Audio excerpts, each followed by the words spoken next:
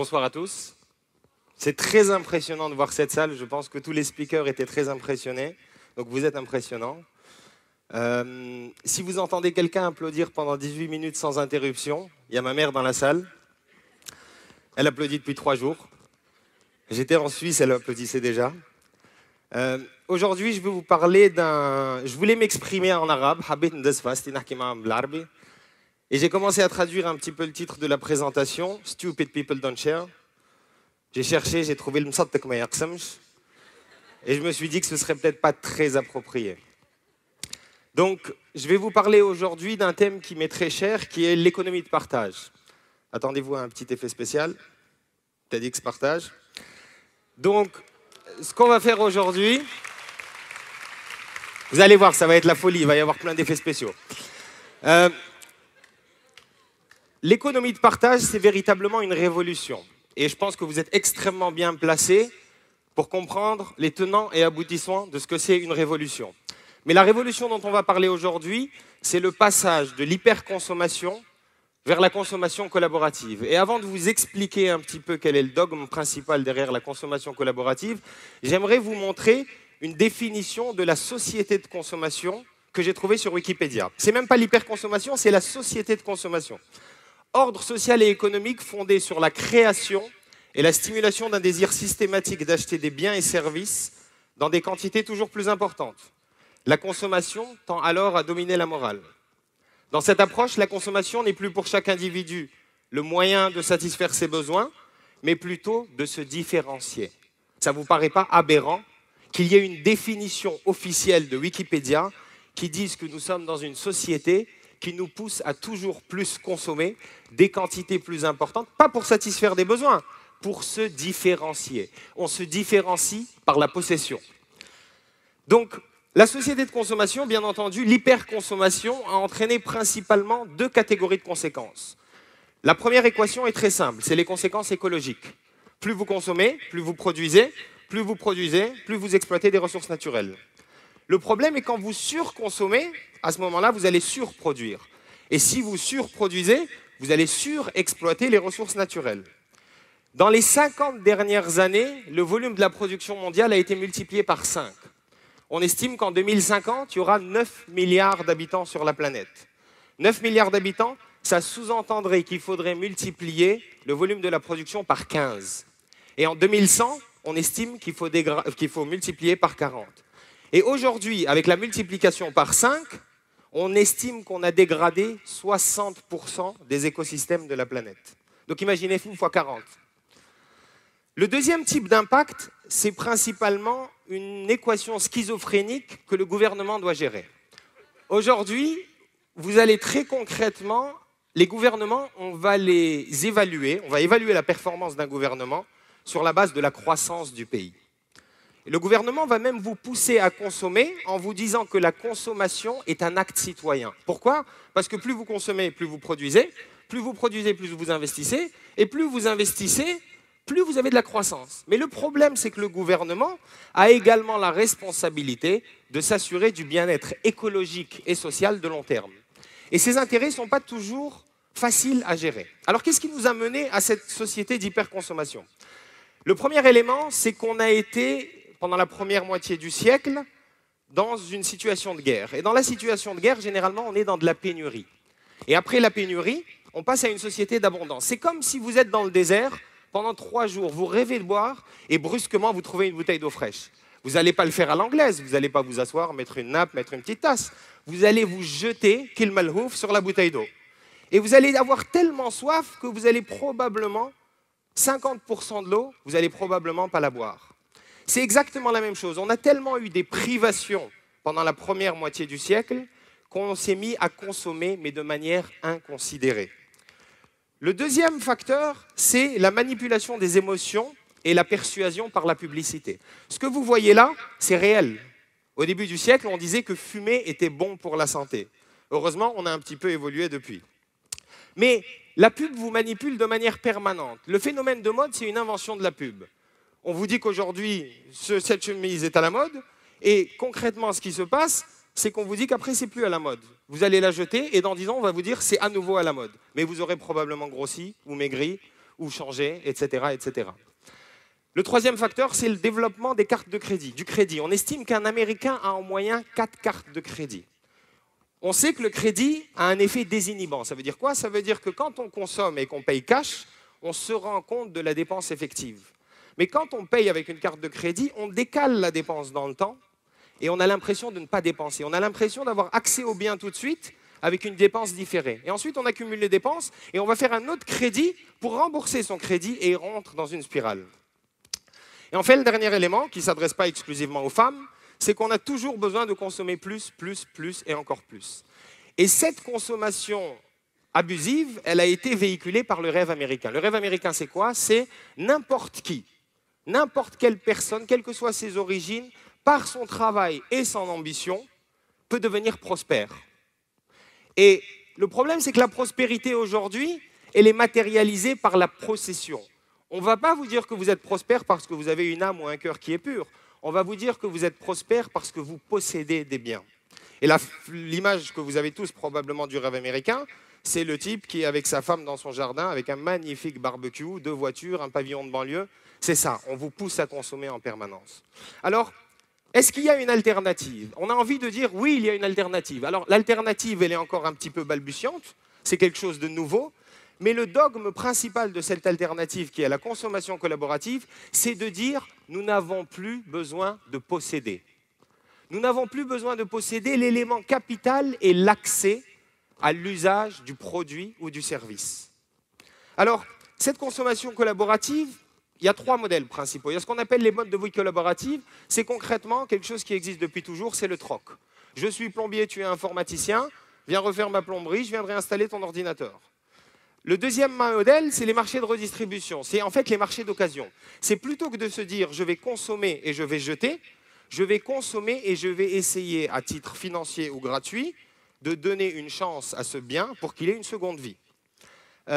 Pourquoi gratuitement? Parce que ça s'inscrit dans un cadre beaucoup plus grand de recyclage, réutilisation, redistribution. Et le troisième élément, dont on parlera plus amplement après, c'est ce qu'on appelle les Product Services Systems.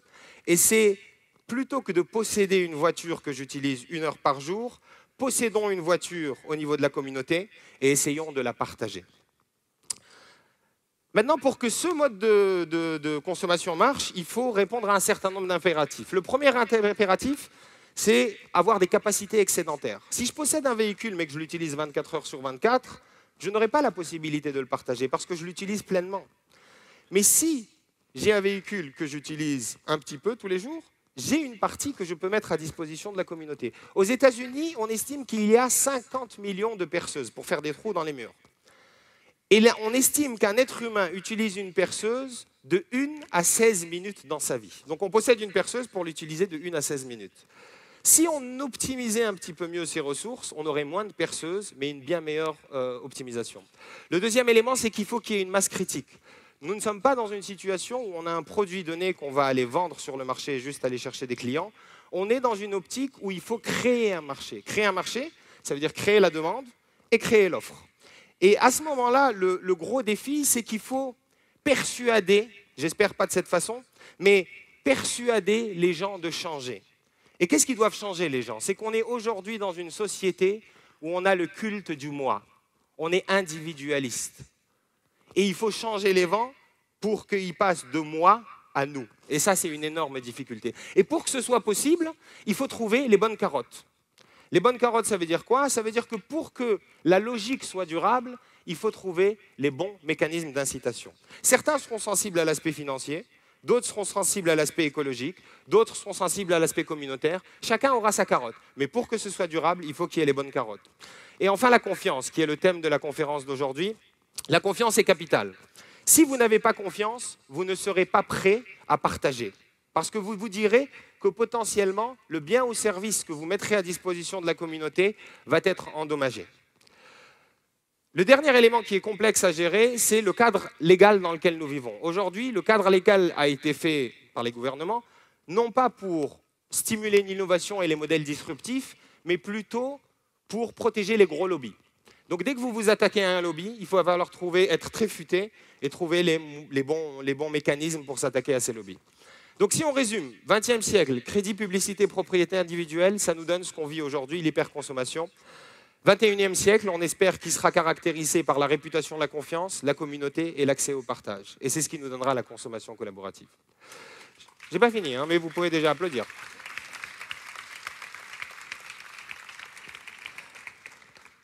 Je vais vous donner un exemple concrètement d'application des dogmes de consommation collaborative au travers d'une société qu'on a montée en Suisse qui s'appelle Tuxme.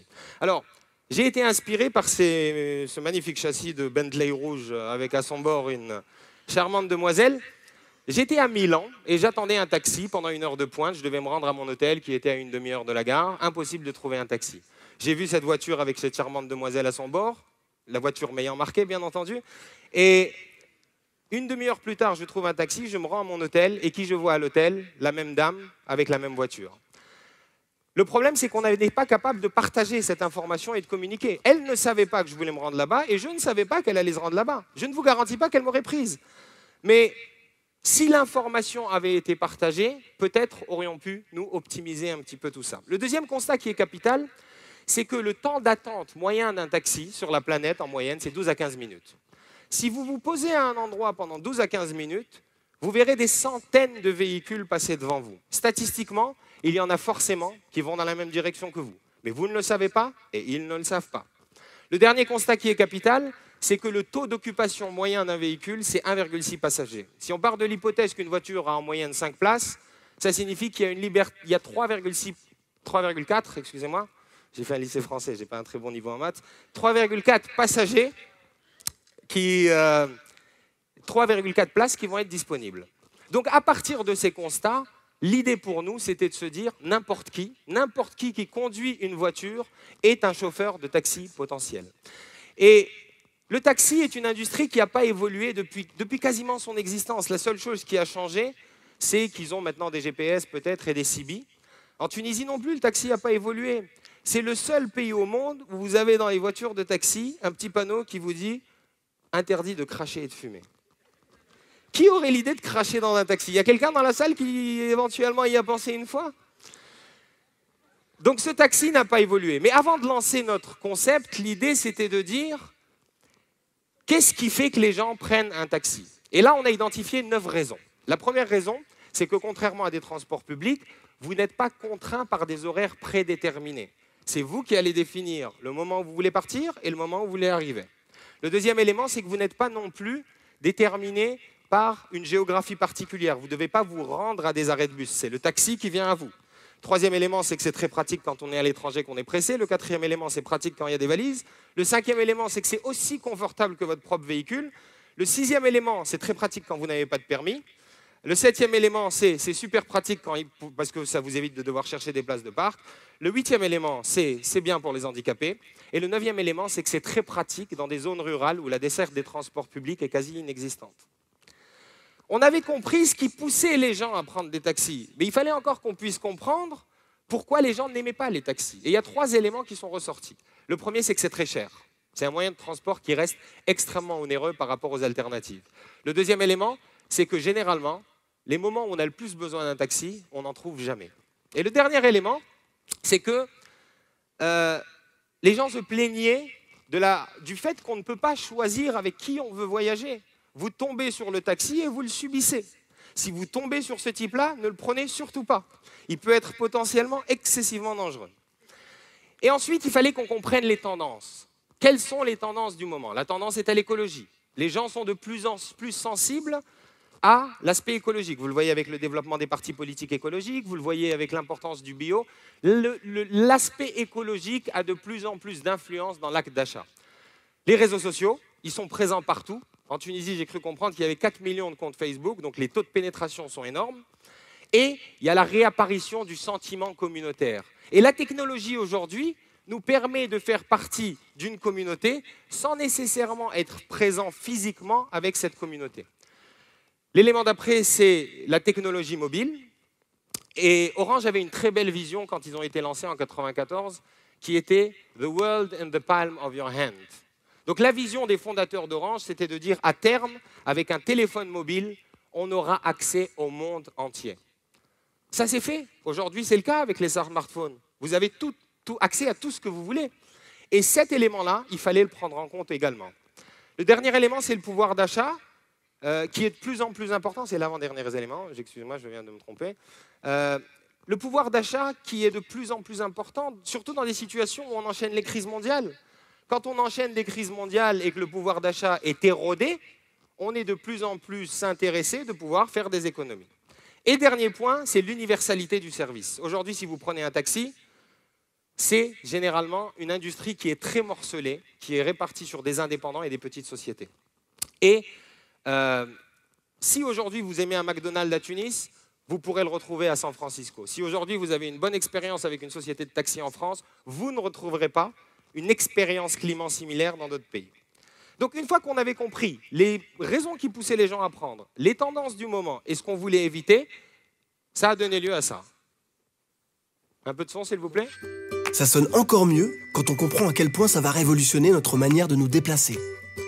Si vous êtes conducteur, lorsque vous prenez votre voiture, démarrez simplement l'application smartphone.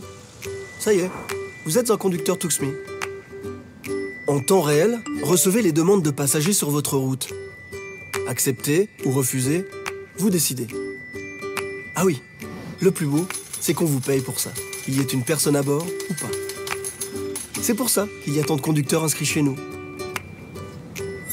Si vous êtes passager, avec Tuxme dans la poche, plus besoin de voiture. Démarrez l'application, indiquez votre destination et Tuxme vous proposera des conducteurs. Profitez d'un service porte-à-porte, sans horaire et de tout le confort que vous méritez à prix réduit. Que vous soyez conducteur ou passager, c'est l'opportunité rêvée de rencontrer un nouvel adepte de planche à voile ou de sudoku et de réduire de manière drastique les émissions de CO2 et les embouteillages. Évidemment, tous les conducteurs inscrits chez Tuxme ont été vérifiés pour vous assurer le maximum de sécurité. Tuxme, réinventons la mobilité. On a eu 3 défis principaux. Le premier élément, c'était le cadre légal. Le cadre légal fait que l'industrie du taxi est un lobby qui est très puissant et qui est très protégé. Alors, comment on a contourné ça? En fait, on ne paye pas les conducteurs plus que le barème fiscal autorisé. À partir du moment où vous ne dépassez pas le barème fiscal, c'est considéré comme une contribution au coût et non comme un revenu, et donc ça n'est pas soumis à autorisation. Le deuxième élément, c'est que notre positionnement fait qu'on ne sommes pas une société de transport. Nous n'avons pas de véhicule dédié pour transporter des gens. Nous sommes une société de mise en relation entre l'offre et la demande.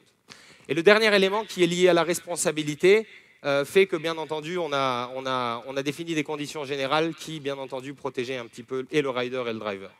Le deuxième gros challenge qui était la masse critique, encore une fois, si nous avons une demande mais pas d'offre, vous allez frustrer tout le monde. Si nous avons une offre mais pas de demande, on va frustrer tout le monde aussi.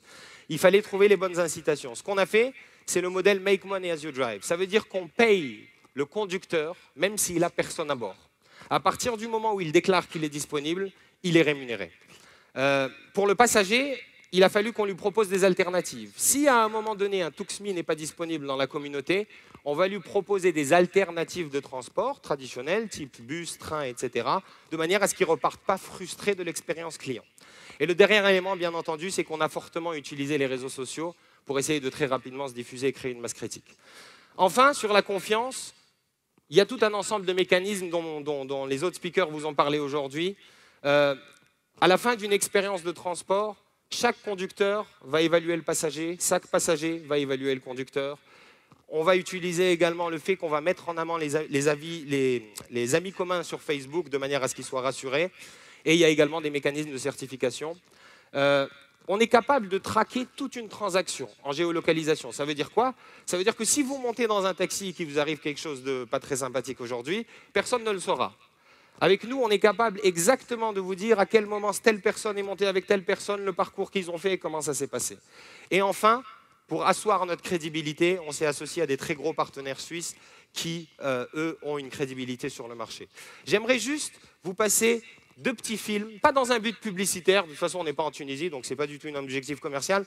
J'aimerais partager avec vous ces 2 derniers petits films pour que vous vous rendiez compte de ce qu'on veut véhiculer comme vision. Et voilà, la petite voiture à l'énergie solaire, mais en alu. Les jantes en alu, mais alu de maison. Et puis vous avez vu, siège en cuir, mais cuir d'alu. Ah, vous n'avez pas présenté Kiki? Là, ça fait 2 jours que je vais la garer, j'attends le soleil. Et dès que le soleil arrive, ça file droit. Bon, par contre, quand ça fonctionne, il fait trop chaud. Mais j'ai les gants. Donc ça, c'était le thème écologique. Et je vais finir avec un dernier film, qui est le thème social. À la gare, s'il vous plaît. Hop, hop, hop, hop. Si je me permets, le crise là, c'est pas à cause des standards pour se regarder une crique là. Tu m'écoutes quoi? L'autre jour, je regardais un reportage sur le pyramide. Ils ont fait 2 maisons en pyramide qu'avec du briques. Bon, je vais avaler. Et quand je prends le taxi le soir, je roule. C'est pas fini, c'est pas fini. Dis-moi, t'es déjà embrassé un garçon?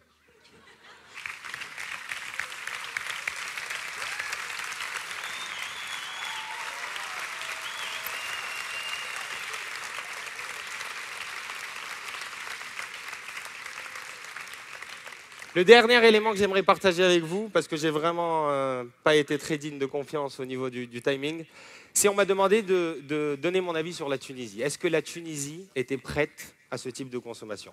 Je sais qu'on est en démocratie et que je peux tout dire, mais mon avocat m'a quand même demandé de me protéger et de mettre une petite phrase qui omettait toute responsabilité de ma part. Je pense que si on regarde les critères d'un point de vue purement théorique, il y a énormément de choses qui font qu'on pourrait totalement imaginer ce mode de consommation. On vient d'une civilisation arabo-musulmane, dont on peut être très fier, ou berbéro-musulmane, qui prône le partage. D'un point de vue théorique, tout est là.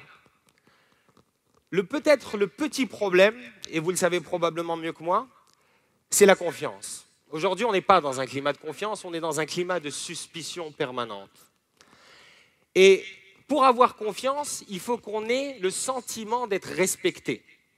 Et je pense personnellement, ne m'en voulez pas trop, que nous ne nous respectons pas encore assez. On a vécu pendant 20 et quelques années sous le joug d'un dictateur qui n'était pas forcément très éclairé et qui a créé un écosystème pour défendre ses intérêts individuels et pas les intérêts souverains de la nation. Et tout l'écosystème a été construit comme ça. Et qu'on le veuille ou non, on fait partie de ce système. Donc, aujourd'hui, on doit passer par un apprentissage. Et on doit s'assurer qu'on passe d'un mode individualiste à un mode collectiviste. Par contre, la note positive de tout ça, c'est que vous avez réussi, vous Tunisiens, à destituer ce que tout le monde imaginait être indestituable. Tous les chefs d'État des plus grandes nations de la planète ont fait des courbettes à M. Ben Ali pendant des décennies. Ce qui prouve que quand vous avez un objectif commun, quand vous avez une vision qui vous fait rêver, un rêve qui vous donne envie de vous améliorer, un chemin noble vers lequel s'acheminer, vous pouvez déplacer des montagnes. Et je pense du fond du cœur que si nous unissons un petit peu tout ça, une vague de collectivisme noiera les individualismes et une déferlante de confiance nous permettra d'éradiquer l'hyperconsommation et de faire que le partage soit roi. J'aimerais néanmoins, j'apprécie vos applaudissements, hein, mais j'ai juste envie de finir parce qu'ils vont me tuer au niveau du timing, finir par deux citations que vous connaissez probablement. Une de Kennedy qui dit « Ne demande pas seulement ce que ton pays peut faire pour toi, mais demande aussi ce que tu peux faire pour ton pays. » Ça s'applique à la consommation collaborative. Ne demande pas seulement ce que la collectivité peut faire pour toi, mais demande-toi aussi ce que tu peux faire pour la collectivité. Et la deuxième très belle phrase de Gandhi, qui est « Je ne voudrais pas faire partie de ce monde s'il n'était pas destiné à devenir meilleur.